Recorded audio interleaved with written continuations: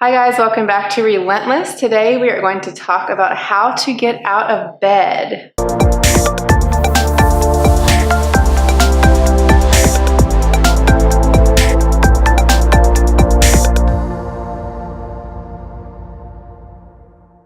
So how do we get out of bed? It seems like an easy thing to do, but specifically what I want to talk about is how to get out of bed properly if you have severe back pain. If you've ever had severe back pain, you know as soon as you wake up, the first thing you do is think, oh my goodness, this is gonna hurt. And how you get out of bed can either help or further hinder the pain that you may be experiencing. So if you have ever been told that you have SI joint pain, if you have any lumbar compression, if you have anteriorly rotated pelvis, all those sorts of things, this is gonna help with that if you get up mindfully. So it's about the intention. I'm gonna try to help you stabilize your body a little bit before you get out of bed. So let's first have a look at what it is to get out of bed improperly, which is what most people probably do. So can you get out of bed like the average person gets up? Okay. So with her, go ahead and lay back down for me. It doesn't hurt her to do that, and that's fine. And if you don't have any pain, you can probably do that and have no issue. But if you have a neck issue already, or you have a back issue, the way you get up out of bed is going to exacerbate it, or by learning how to do it intentionally will help you have a better beginning of your day.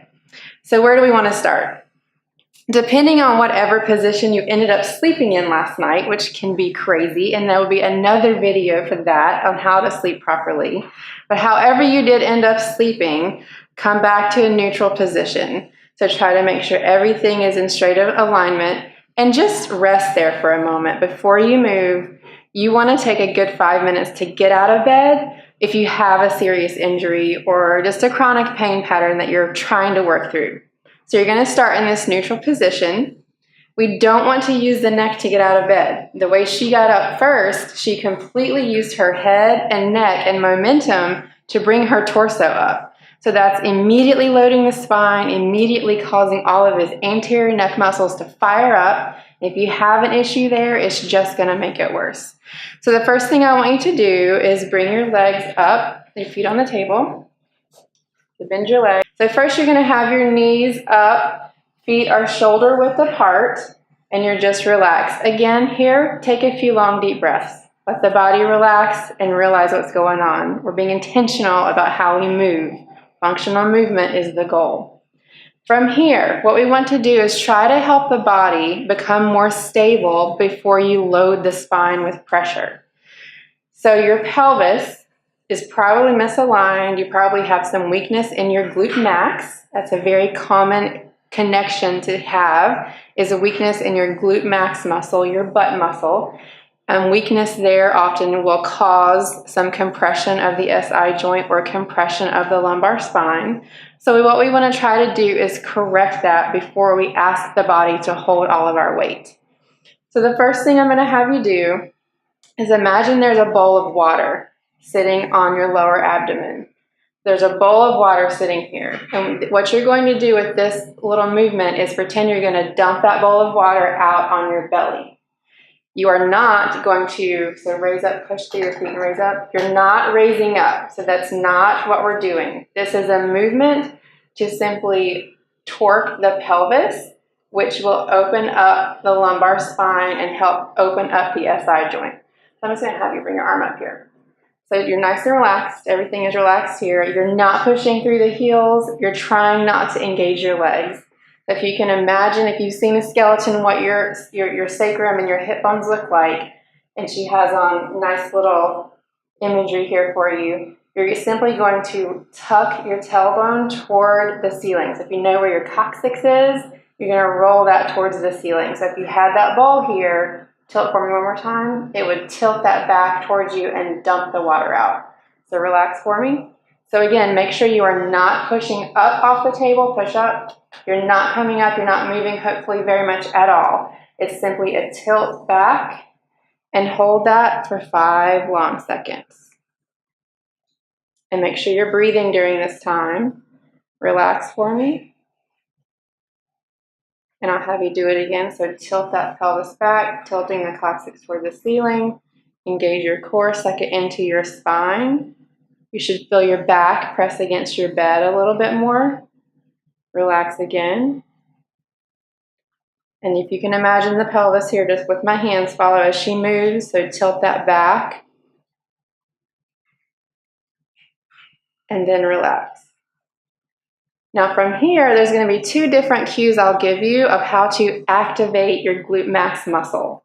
The first cue will be to flex your foot, so toes to the ceiling. Don't pull your toes back, so let them try to stay nice and relaxed. Just flexing your foot. This elongates the gastroc muscle and will help not use the leg as much. So what you want to do is push through your heel to feel your glute max engage. You can even put your hand on it to feel if it can flex. So what you're doing here is activating that glute max muscle. We have decompressed the lumbar spine, we'll decompress the SI joint a little bit. Now we're activating that big muscle that holds us back and down. So again here, 5 long seconds to activate that. So don't raise up. So it's not a movement, exactly. So this is what we don't want to do. So do that one more time. So this will be progressing into a single leg glute bridge. We don't want to do that. This is just an activation, so we just want to use the brain to fire up that muscle. So you're going to, the cue is push in with your heel. That makes you engage that glute muscle. And you want to hold that for 5 long seconds and then relax. And you'll feel a little bit in your quad, but you really want to mostly feel it in your glute max. So push in with your heel again. Feel that glute max engage. And this leg can be down straight as well. When you're doing so, you'll do one side at a time. So the leg you're working on is up and bent, the other one is out straight. So you can really activate and localize your activity to that one glute. So relax. Some people don't associate well with that cue. They don't feel it, or you may have another connection, which could be a counterbalance with the gastroc muscle or the hamstring with a weak other part of the pelvis.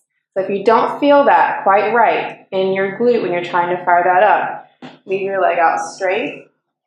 Make sure it's nice and straight. And then act like you're going to take your leg and push it through the bed. So you're going to just push your leg into the table, into the bed. And again, you should feel that glute max muscle contract. So that's what we're looking for, is the ability for the body and the brain to contract that glute max muscle. Do you feel that in your glute? Excellent. So you want to do the same thing. Contract for 5 long seconds. Relax. And then contract again for 5 long seconds. So activate about 2 or 3 times. And then so that's one side. And then we'll go to the other side. We'll go back and decompress one more time. So shoulder width apart here. You'll go back through that whole decompression technique. So not lifting up, just curving back. Belly button into the spine. So you'll decompress for 5 long seconds, 2 or 3 times. And then this time you'll be activating the opposite side.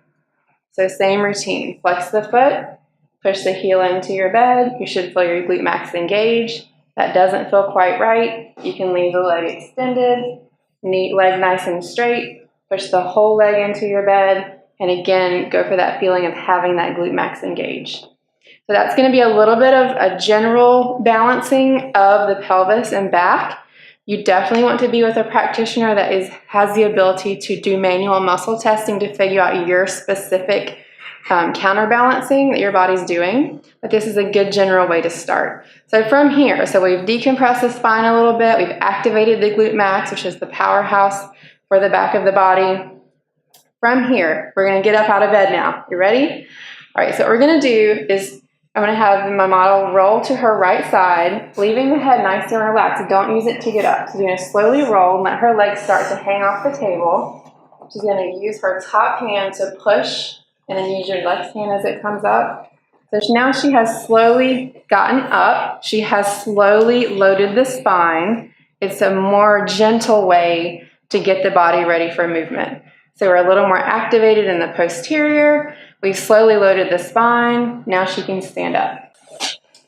And perhaps stand there for a few moments. Do some deep breathing. She's more grounded and more stable and ready to start the day. So I hope this helps you if you have any severe back pain to slowly and intentionally get out of bed each day to have less pain and to continue on your journey for true health and stability. Thanks.